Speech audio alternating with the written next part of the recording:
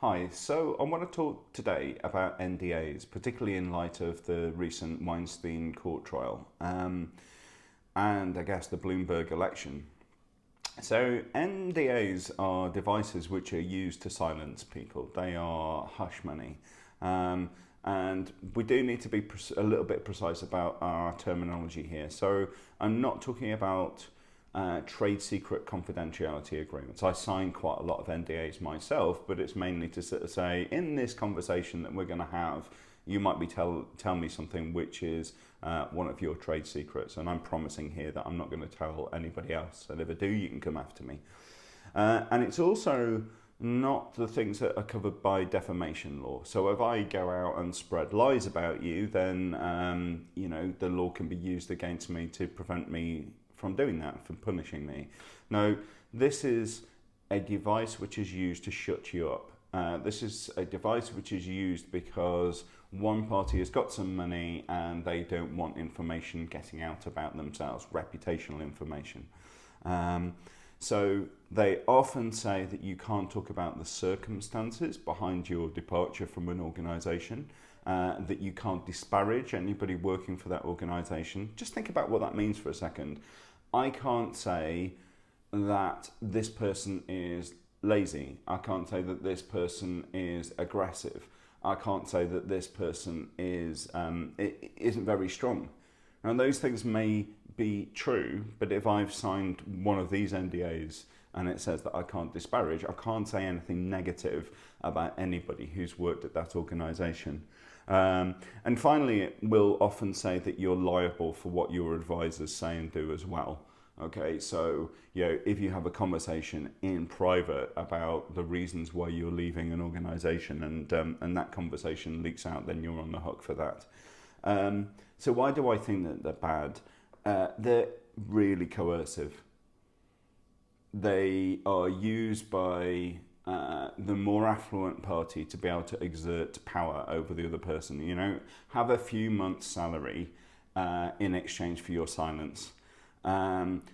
It's like some sort of 21st century droit de seigneur, and they're often forced upon people at vulnerable times. Okay, the relationship is broken down. People are concerned about their financial future, and they're primarily concerned to make sure that that's secure for the next few months. They're not only less concerned, but they're not really thinking through the consequences of what they're signing until a few months later, when their ability to be able to tell the truth about something like sexual abuse or other coercive power, bullying, all of these things, they're just used to enforce people's silence, and I think it's an extremely unhealthy way. Now, I think that most organisations who use NDAs haven't really thought this through.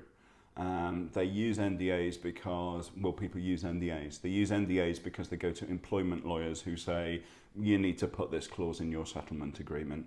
I think that most organisations who are using NDAs are not doing so to do something really, really bad.